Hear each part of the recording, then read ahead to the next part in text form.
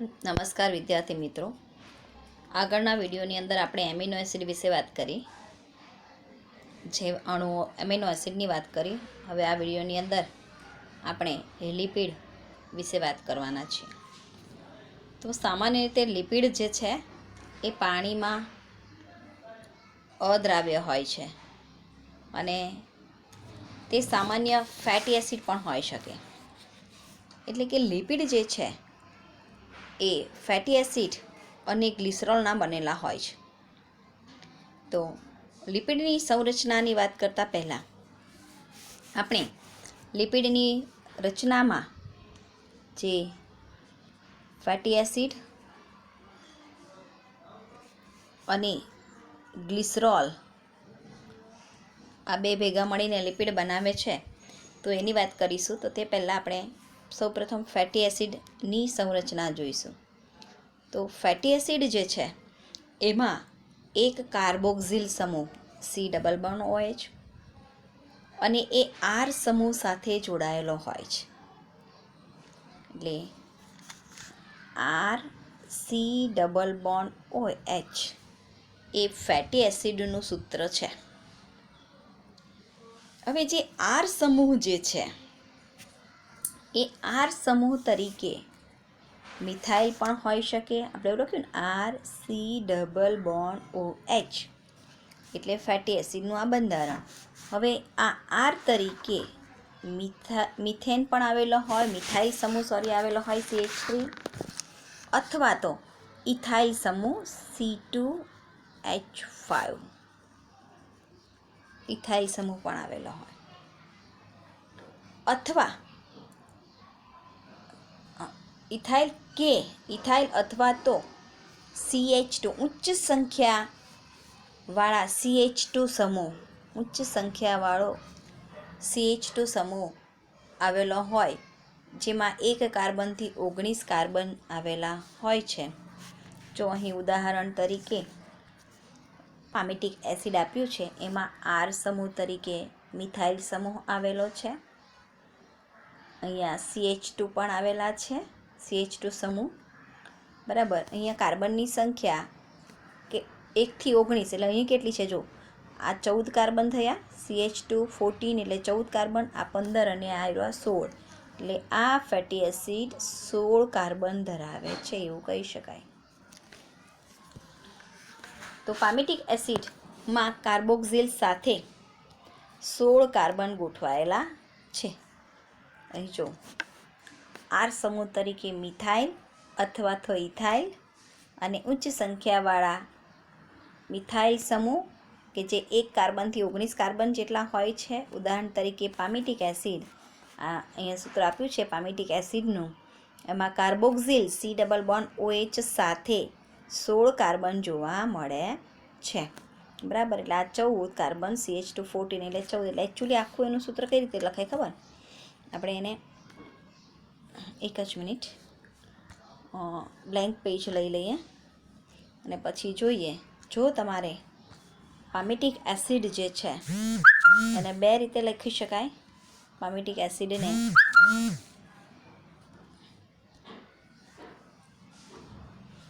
એક અહીં આપણે લખીએ પામિટિક એસિડનું સૂત્ર. એ પામિટિક એસિડનું સૂત્ર જે છે એ CH3 CH2 14 COOH આ પામિટિક એસિડનું સૂત્ર છે, જેમાં કાર્બનની સંખ્યા અહીંયા CH3, પછી આવી રીતના CH2 14 વખત લખવાના અને છેલ્લે COOH આવે. આ 14 ટાઈમ લખવાના હોય છે CH2. એટલે આ 14, 15 અને 16 ટોટલ કેટલા કાર્બન થયા? 16 કાર્બનનો આની અંદર આવેલા છે. પામિટિક એસિડમાં 16 કાર્બન જોવા મળે છે. બીજું ઉદાહરણ છે એરેકીડોનિક એસિડ.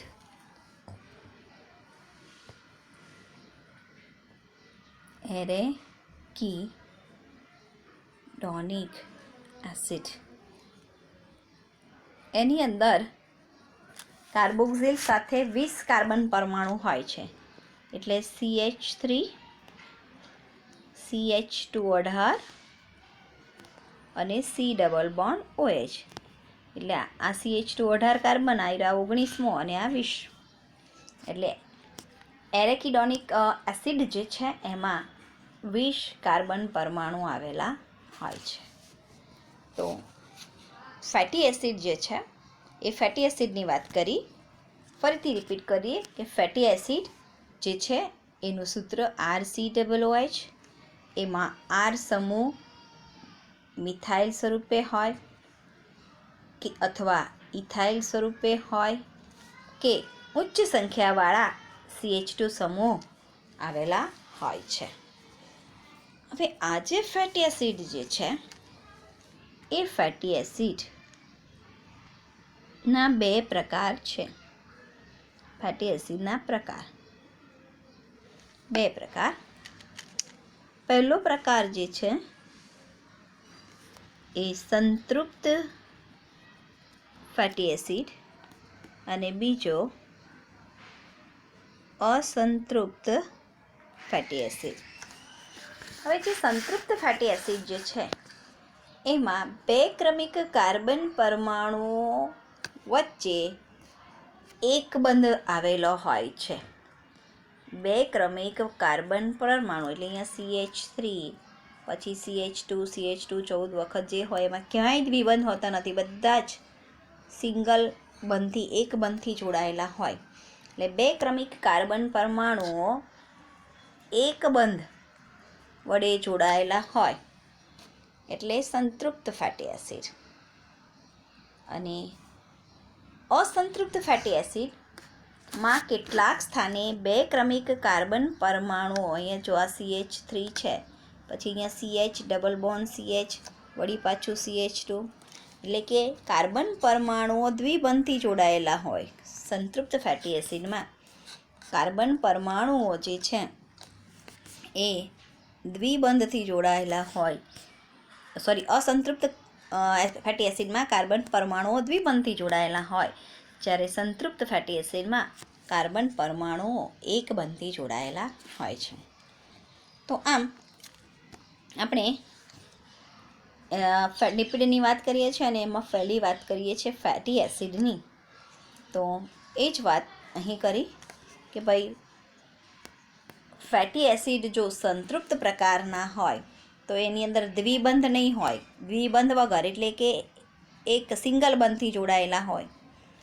અને અસંતૃપ્ત ફેટી એસિડ કે જેની અંદર એક કે તેથી વધુ દ્વિબંધ આવેલા હોય છે. એટલે અસંતૃપ્ત ફેટી એસિડની અંદર દ્વિબંધ જોવા મળે છે, જ્યારે સંતૃપ્ત ફેટી એસિડમાં સિંગલ બંધથી જોડાયેલા હોય છે. કાર્બન પરમાણુઓ વચ્ચે એક બંધથી જોડાયેલા હોય તો સંતૃપ્ત ફેટી એસિડ, અને કાર્બન પરમાણુઓ દ્વિબંધથી એક જગ્યાએ દ્વિબંધ હોય અથવા તો એક કરતાં વધારે જગ્યાએ દ્વિબંધ આવેલા હોય તો અસંતૃપ્ત ફેટી એસિડ. એટલે આ ફેટી એસિડના 2 પ્રકાર, સંતૃપ્ત અને અસંતૃપ્ત. પહેલી વાત કરીએ આપણે લિપિડની કે ભાઈ લિપિડની અંદર હોય ફેટી એસિડ, તો આ ફેટી એસિડની વાત કરી. અને હવે આપણે જોઈએ કે લિપિડ જે છે એ બીજો સાદો લિપિડ ગ્લિસરોલ છે. બરાબર. તો ભાઈ ગ્લિસરોલ જે છે જે ટ્રાયહાઇડ્રોક્સી પ્રોપેન, બરાબર, ટ્રાયહાઇડ્રોક્સી પ્રોપેન, જો અહીંયા OH સમૂહ જે છે એ OH સમૂહ 3 છે, હાઇડ્રોક્સિલ સમૂહ 3 આવેલા છે, એટલે એને ટ્રાયહાઇડ્રોક્સી પ્રોપેન તરીકે ઓળખવામાં આવે છે, જેનું બંધારણ છે CH2OH, CHOH અને CH2OH. બરાબર, 3 હાઇડ્રોક્સિલ સમૂહ એની અંદર ગોઠવાયેલા છે. ઘણા બધા લિપિડમાં ફેટી એસિડ તેમજ ગ્લિસરોલ બંને જોવા મળે છે. બરાબર, ઘણા બધા લિપિડ જે છે એની અંદર ફેટી એસિડ અને ગ્લિસરોલ બંને જોવા મળે છે. અહીં ફેટી એસિડ જે છે એ ગ્લિસરોલ સાથે એસ્ટરીકૃત હોય છે. એસ્ટરીકૃત હોય છે એટલે કે આપણે જોઈએ એસ્ટર બંધથી જોડાયેલા હોય. ફેટી એસિડ એને ગ્લિસરોલ એસ્ટર બંધ વડે જોડાયેલા હોય છે અને પછી લિપિડ બનાવે છે. હમણાં આપણે એનું બંધારણ પણ જોઈએ. હવે જે ગ્લિસરોલ જે છે એના પણ પ્રકાર છે કે ભાઈ જ્યારે ફેટી એસિડ ગ્લિસરોલ સાથે જોડાય અને એસ્ટરીકૃત બને ત્યારે તે મોનોગ્લિસરાઇડ, ડાયગ્લિસરાઇડ અને ટ્રાયગ્લિસરાઇડ હોઈ શકે. હવે મોનોગ્લિસરાઇડ એટલે શું? તો મોનોગ્લિસરાઇડ એટલે ગ્લિસરોલનો એક અણુ અને ફેટી એસિડનો એક અણુ જોડાઈને મોનોગ્લિસરાઇડ બને. મોનોગ્લિસરાઇડ, આપણે પ્લેન પેજ લઈએ. મોનોગ્લિસરાઇડ એટલે શું? તો કે ભાઈ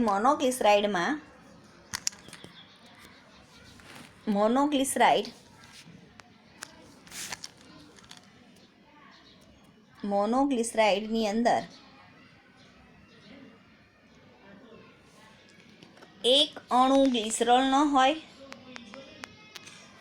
અને એક અણુ ફેટી એસિડનો હોય.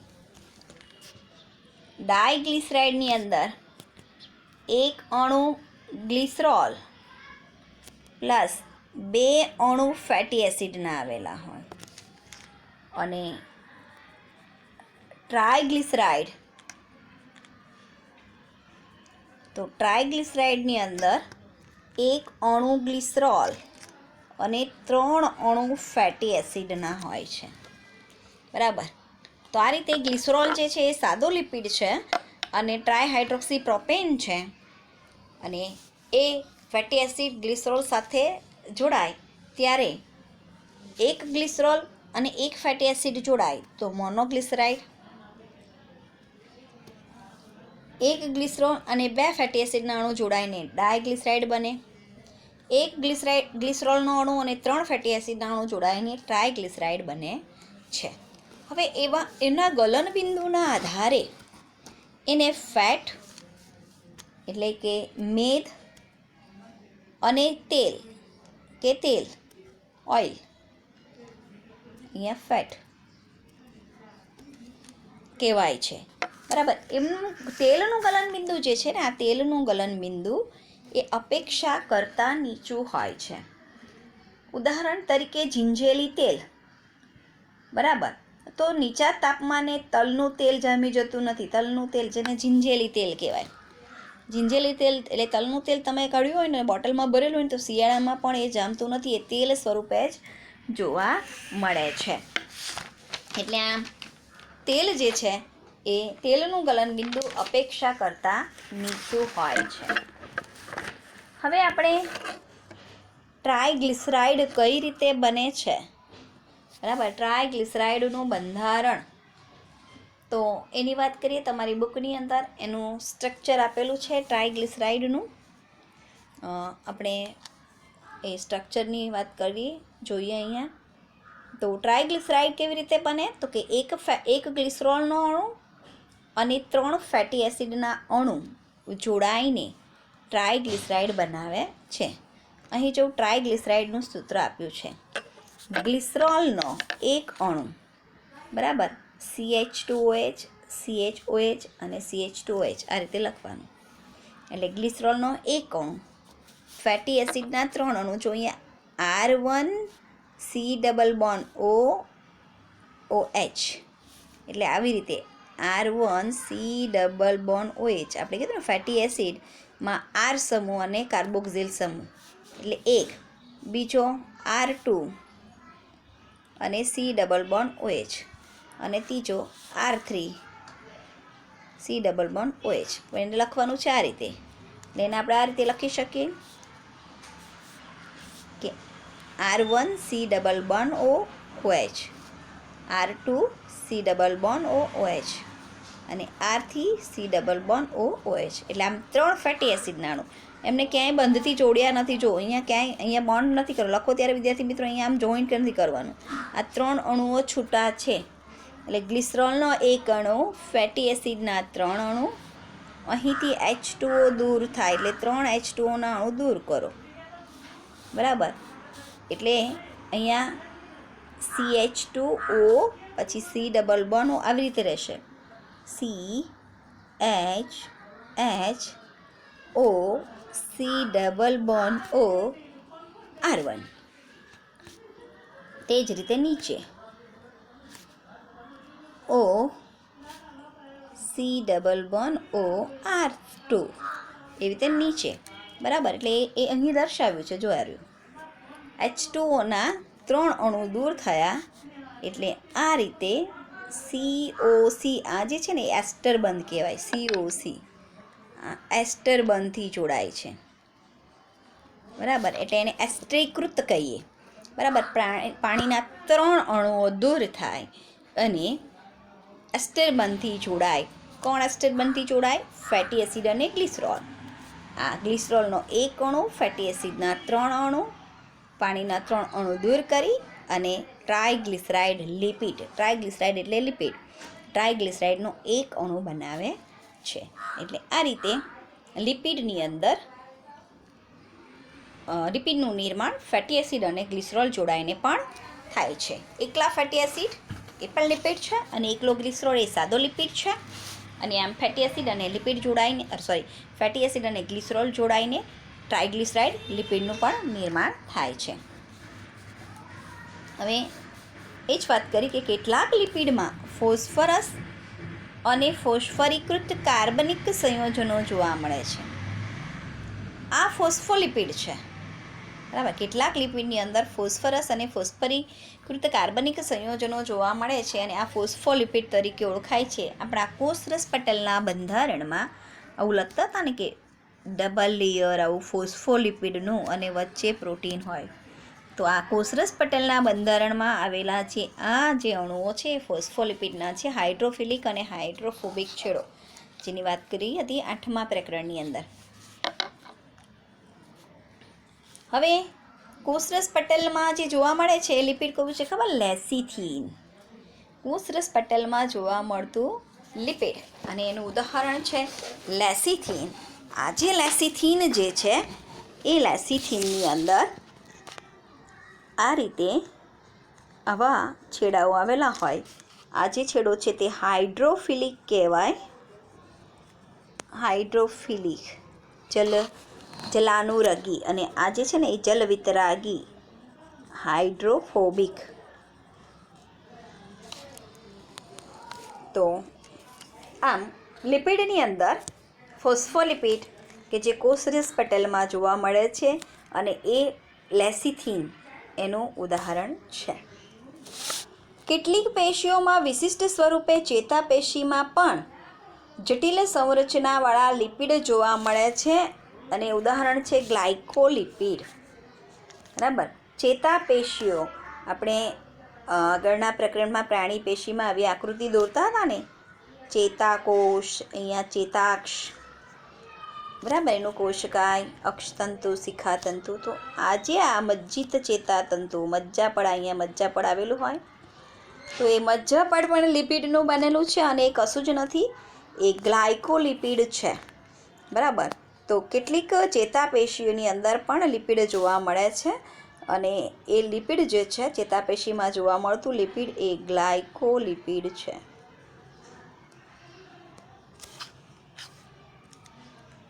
જીવંત સજીવોમાં ઘણા બધા કાર્બનિક સંયોજનો જે છે એ વિષમ ચક્રીય રિંગ સ્વરૂપે પણ જોવા મળે છે. તો અહીં આટલે સુધી લિપિડની વાત પૂર્ણ થઈ કે લિપિડ ફેટી એસિડ અને ગ્લિસરોલનું બનેલું હોય છે. હવે વિષમ ચક્રીય કાર્બનિક સંયોજનો કયા છે? વિષમ ચક્રીય કાર્બનિક સંયોજનો, તો એ વિષમ ચક્રીય કાર્બનિક સંયોજનો જે છે એમાં નાઇટ્રોજન બેઝ એ વિષમ ચક્રીય કાર્બનિક સંયોજનો ચક્રીય રિંગ સ્વરૂપે જોવા મળે છે. એટલે હવે આપણે વાત કરીશું નાઇટ્રોજન બેઝ, કે જે જીવંત કોષોમાં કાર્બનિક સંયોજનો જ છે અને એ વિષમ ચક્રીય રિંગ સ્વરૂપે જોવા મળે છે. તો એ વિષમ ચક્રીય રિંગ જે છે એના ઉદાહરણ છે નાઇટ્રોજન બેઝ, અને આ નાઇટ્રોજન બેઝના પ્રકાર છે એડેનિન, ગ્વાનિન, સાઇટોસિન, યુરેસિલ અને thiamine. Adenine, guanine, cytosine, uracil અને થાઇમિન જે વિષમ ચક્રીય રિંગ સ્વરૂપે જોવા મળે છે. જો અહીં એના સ્ટ્રક્ચર આપેલા છે. નાઇટ્રોજન બેઝ જે છે આગળ આપણે એનું ડિટેલમાં ભણીશું કે એના 2 પ્રકાર છે, પ્યુરિન અને પિરિમિડિન. એમાં એડેનાઇન અને ગ્વાનિન એ પ્યુરિન પ્રકારના નાઇટ્રોજન બેઝ છે અને થાઇમિન સાઇટોસિન, યુરેસિલ એ પિરિમિડિન પ્રકારના નાઇટ્રોજન બેઝ છે. અને એનું સ્ટ્રક્ચર જે છે એ વિષમચક્રીય રિંગ સ્વરૂપે જો એડેનાઇન અને ગ્વાનિન એ 2 રિંગના બનેલા છે, 1 અને 2. થાઇમિન, સાઇટોસિન અને યુરેસિલ એ એક જ રિંગના બનેલા છે. તો આમ કેટલાક કાર્બનિક સંયોજનો જે વિષમચક્રીય રિંગ સ્વરૂપે જોવા મળે છે એના ઉદાહરણ છે એડેનાઇન, ગ્વાનિન, થાઇમિન, સાઇટોસિન અને યુરેસિલ. હવે આજે રિંગ સ્વરૂપે આવેલા જે સંયોજનો જે છે એ સંયોજનોની આગળ વાત કરીએ તો જ્યારે નાઇટ્રોજન બેઝ જે છે આ નાઇટ્રોજન બેઝ એ શર્કરા સાથે જોડાય ત્યારે ન્યુક્લિયોસાઇડ બનાવે છે. અને જો એ ફોસ્ફેટ સમૂહ સાથે જોડાય ત્યારે એ ન્યુક્લિયોટાઇડ બનાવે છે. અહીં જો આટલે શર્કરા આપેલી છે, બરાબર. શર્કરા જે છે એ રિબોઝ શર્કરા અને ડીઓક્સીરિબોઝ શર્કરા, ડીએનએના બંધારણમાં ડીઓક્સીરિબોઝ શર્કરા હોય અને આરએનએના બંધારણમાં રિબોઝ શર્કરા આવેલી હોય છે. તો અહીં શર્કરા જે છે એ શર્કરાનું બંધારણ આપેલું છે. તો એ શર્કરાની અંદર જો તો રિબોઝ શર્કરા અને ડીઓક્સીરિબોઝ શર્કરા, અહીં એક એટલે અહીં આપણે નામ નથી લેતા કઈ શર્કરા છે અહીં, એટલે આર કે ડી કે કશું લખ્યું નથી. જો આ એક શર્કરા છે એની સાથે નાઇટ્રોજન બેઝ યુરેસિલ જોડાયેલો છે, બરાબર. તો યુરેસિલ નામનો નાઇટ્રોજન બેઝ જોડાય, શર્કરા સાથે જ્યારે નાઇટ્રોજન બેઝ જોડાય ત્યારે એને ન્યુક્લિયોસાઇડ્સ કહેવાય. એટલે આ શું બનાવ્યું એણે? ન્યુક્લિયોસાઇડ્સ.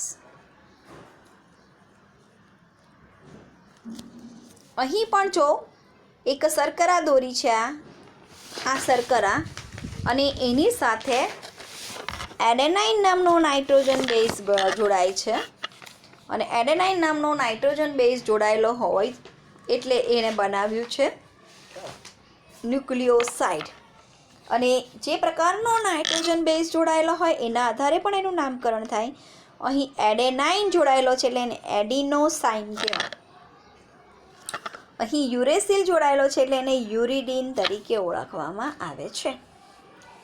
ટૂંકમાં વિદ્યાર્થી મિત્રો એટલું યાદ રાખવાનું છે કે ન્યુક્લિયોસાઇડ જે છે ક્યારે બને તો કે શર્કરા પ્લસ નાઇટ્રોજન બેઝ જોડાય ને ન્યુક્લિયોસાઇડ બને છે.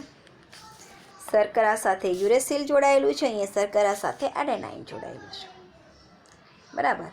યુરેસિલ જોડાયેલું હોય તો યુરિડીન, એડેનાઇન જોડાયેલું હોય તો એડિનોસાઇન. હવે બીજી વાત કરીએ કે જો શર્કરા સાથે નાઇટ્રોજન બેઝ અને ફોસ્ફરસ જોડાય તો ન્યુક્લિયોટાઇડ્સ બને છે. ન્યુક્લિયોટાઇડ્સમાં શર્કરા plus nitrogen base plus phosphate, બરાબર, અથવા તો ફોસ્ફરસ જોડાઈને ન્યુક્લિયોટાઇડ બને છે. એટલે ન્યુક્લિયોસાઇડ ફોસ્ફેટ સમૂહ શર્કરા સાથે એસ્ટર બંધથી જોડાય તો ન્યુક્લિયોટાઇડ બને છે. અહીં જો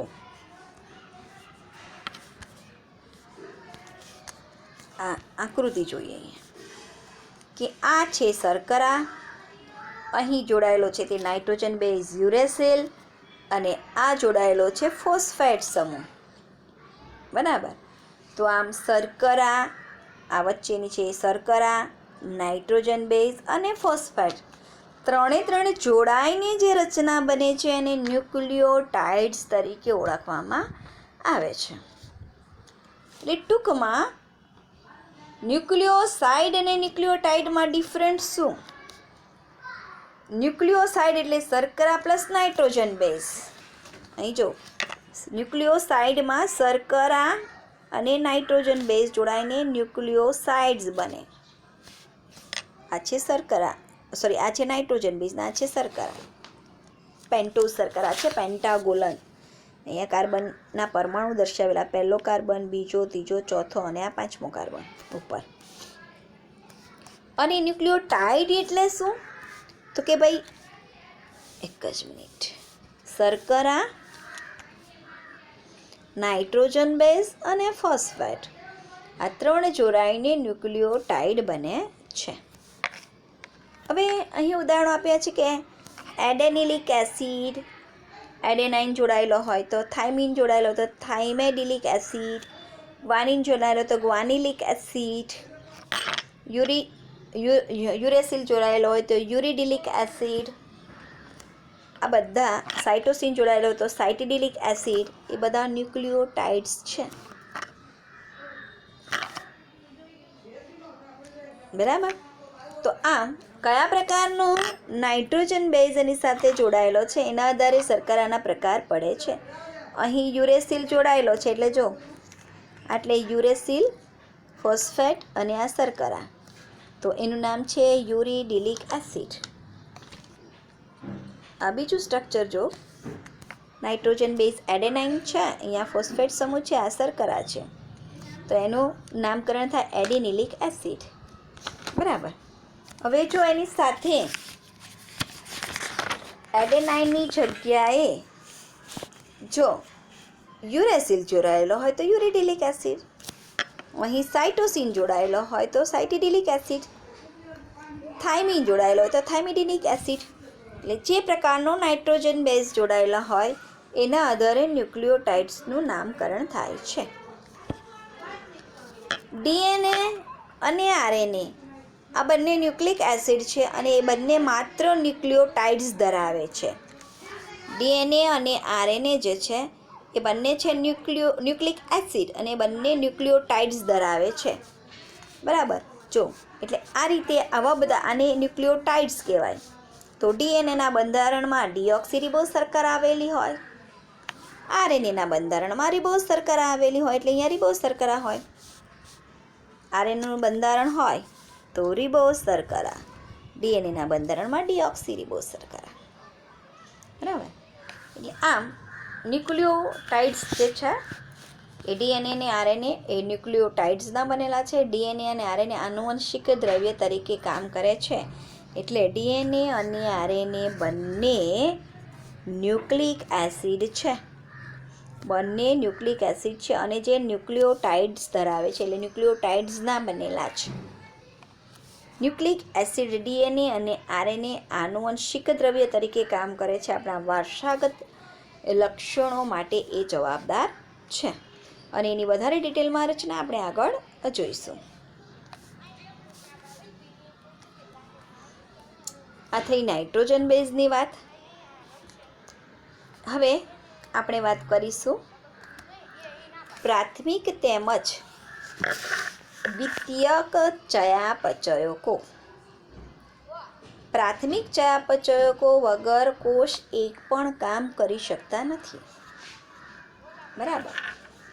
ઉદાહરણ તરીકે ડીએનએ આરએનએ વગર કોષ જીવી શકતો નથી. પ્રાથમિક ચયાપચયકોમાં આપણું ફોસ્ફોલિપિડ. બરાબર. હવે ફોસ્ફોલિપિડ હમણાં જોયું ને, લિપિડમાં ફોસ્ફોલિપિડ કોષરસ પટલના બંધારણમાં ફોસ્ફોલિપિડ વગર રસતર બની જ ન શકે, આપણું કોષરસ પટલ બની જ ન શકે. અને પ્રોટીન વગર આપણા ઉત્સેચકો ન બની શકે. બરાબર. તો એ બધા પ્રાથમિક ચયાપચય કહેવાય, ડીએનએ, આરએનએ, ફોસ્ફોલિપિડ, પ્રોટીન. અને દ્વિતીયક ચયાપચયકો એટલે શું? તો દ્વિતીય ચયાપચયકોમાં આપણે ઉદાહરણ લઈએ, તમારી સમજૂતી માટે છે, બુકમાં નથી આપ્યું, કે દ્વિતીયક ચયાપચયકો જે છે એની વાત કરીએ તો જો ખાંડ, એલચી, લવિંગ. બરાબર.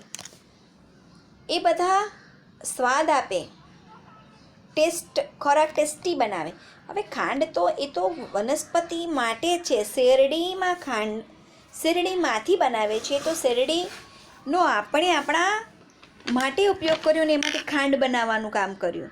બાકી કુદરતે તો એને એના માટે જ આપેલું હતું ને. બરાબર. એલચી છે, લવિંગ છે, બધા પ્લાન્ટમાંથી આપણે એનો ઉપયોગ કરીએ છીએ. આ બધા દ્વિતીય ચયાપચકો છે ને એની વગર ચાલે. ભાઈ ખાંડ વગર ચાલે, એલચી વગર ચાલે, લવિંગ વગર ચાલે. એ તો સુગંધ આપે, ટેસ્ટ આપે. ખોરાકમાં ન પણ હોય તો પણ ખાવાનું તો બની શકે. બરાબર. એટલે એ દ્વિતીય ચયાપચયકો છે. પણ પ્રાથમિક ચયાપચયકો વગર કોષ એક પણ કામ કરી શકતો નથી.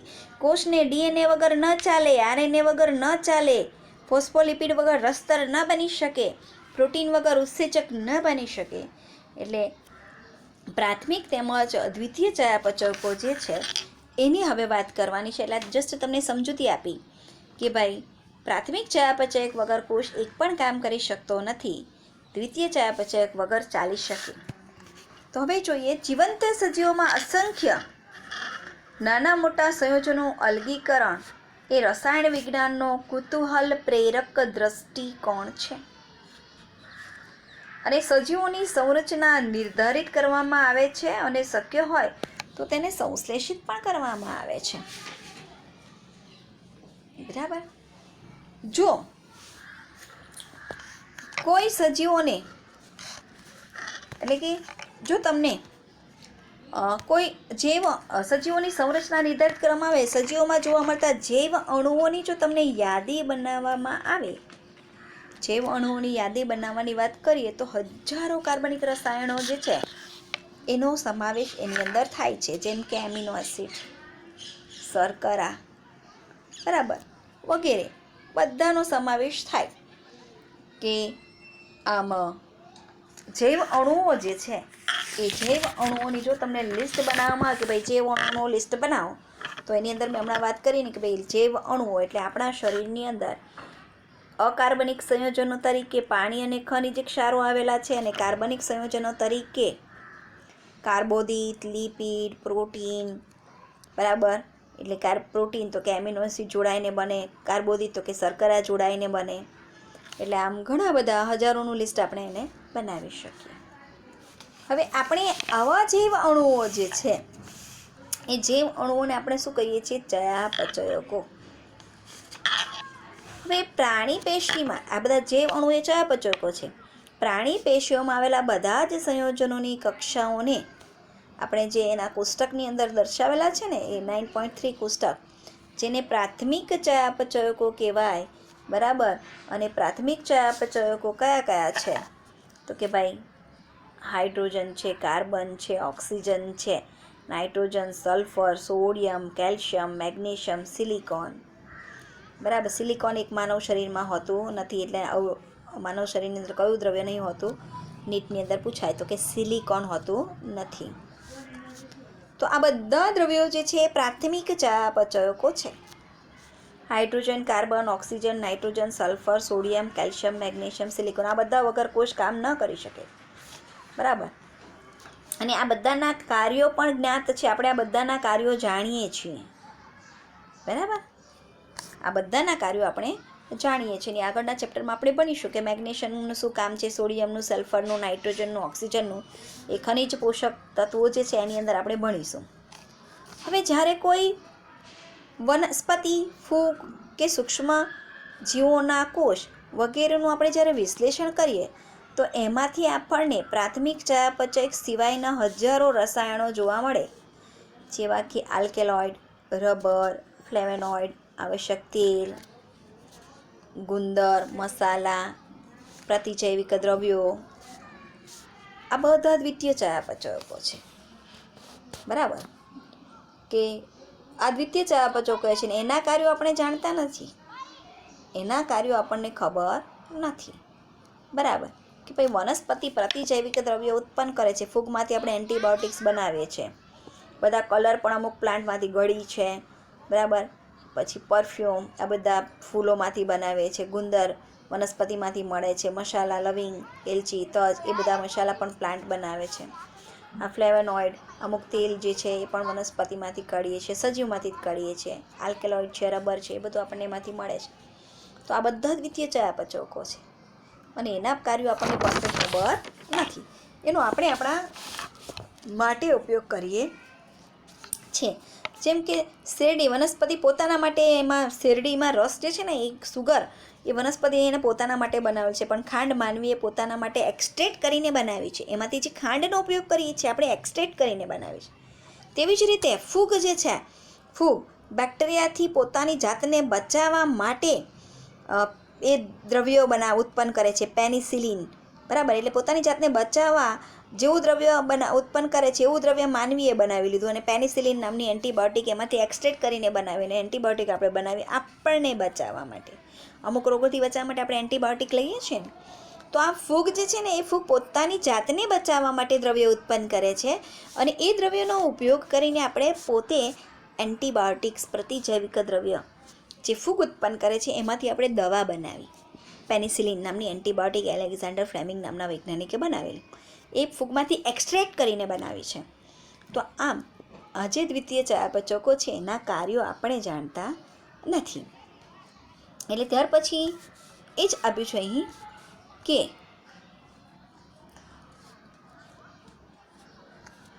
પ્રાથમિક ચયાપચયક અને દ્વિતીય ચયાપચયકની વાત કરી. હવે આગળ જોઈએ તો અહીં આ બધા દ્વિતીય ચયાપચયકો છે. આલ્કેનોઇડ, રંજક દ્રવ્યો, જો રંજક દ્રવ્યોમાં કેરોટીનોઇડ્સ, એન્થોસાયનિન, ગાજરમાં કેરોટીનોઇડ્સ રહેલું છે, એનો રંગ જો એન્થોસાયનિન, એન્થોસાયનિન નામનું રંજક દ્રવ્ય બીટની અંદર, બીટનો કલર. આલ્કેલોઇડ એમાંથી મોર્ફિન, કોડિન, બરાબર, જે બધી નશાકારક દવાઓ બનાવવામાં આવે છે. ટર્પેનોઇડ્સ, એમાં ટર્પેનોઇડ્સની અંદર આવે છે ડાયટર્પિન્સ અને મોનોટર્પિન્સ. આવશ્યક તેલમાં લેમન ગ્રાસ તેલ. ટોક્સિનની અંદર એબ્રિન, રિસિન. લેક્ટિન્સની અંદર કોન્કેનેવેલિન એ. ડ્રગ્સની અંદર વિનબ્લાસ્ટ, કુર્કુમિન, પોલિમર પદાર્થ, રબર, ગુંદર, સેલ્યુલોઝ. આ બધા જે છે દ્વિતીય ચયાપચયકો છે, અને માનવીએ પોતાના અર્થોપાર્જન માટે એમાંથી એ પ્લાન્ટની અંદરથી એક્સટ્રેક્ટ કરીને મેળવેલા છે. એટલે દ્વિતીય ચયાપચયકો વગર ચાલી શકે એના કાર્યો જ્ઞાત નથી. એટલે જો પ્રાથમિક ચયાપચયકો જ્ઞાત કાર્ય કરે છે અને દેહધાર્મિક ક્રિયાઓમાં અગત્યનો ભાગ ભજવે છે. આપણે બધા દ્વિતીય ચયાપચયની ભૂમિકા કે કાર્યો નથી જાણતા, પણ એમાંથી ઘણા બધા જેવા કે રબર, ઔષધ, મસાલા, પરફ્યુમ, એ બધાનો આપણે આપણા કલ્યાણ માટે, મનુષ્યના કલ્યાણ માટે ઉપયોગી છે. બધા દ્વિતીય ચયાપચયકોનું કાર્ય આપણને ખબર નથી, પણ પ્રાથમિક ચયાપચયના કાર્ય ખબર જ છે કે ભાઈ કેલ્શિયમ તો કે હાડકાના બંધારણમાં હોય, સોડિયમ તો એ આપણા રુધિરના બંધારણમાં જોઈએ, રુધિર રસની અંદર જોઈએ, ક્લોરિન જોઈએ, ઓક્સિજન જોઈએ.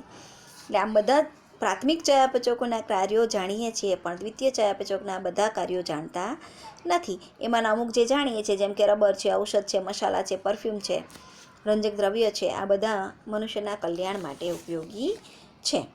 તો આમ અહીં આપણે આ પ્રાથમિક ચયાપચયકો અને દ્વિતીય ચયાપચયકોની વાત કરી. કેટલાક દ્વિતીય ચયાપચયકો જે છે ને આર્થિક અગત્યતા ધરાવે છે, એનો વિસ્તૃત અભ્યાસ તમે આગળના વર્ષોમાં કરશો. તો અહીં આ વિડીયોની અંદર આપણે બસ આટલું જ. આવતી વખતે આપણે બૃહદ જૈવ અણુઓ જોઈશું. બરાબર, આવજો.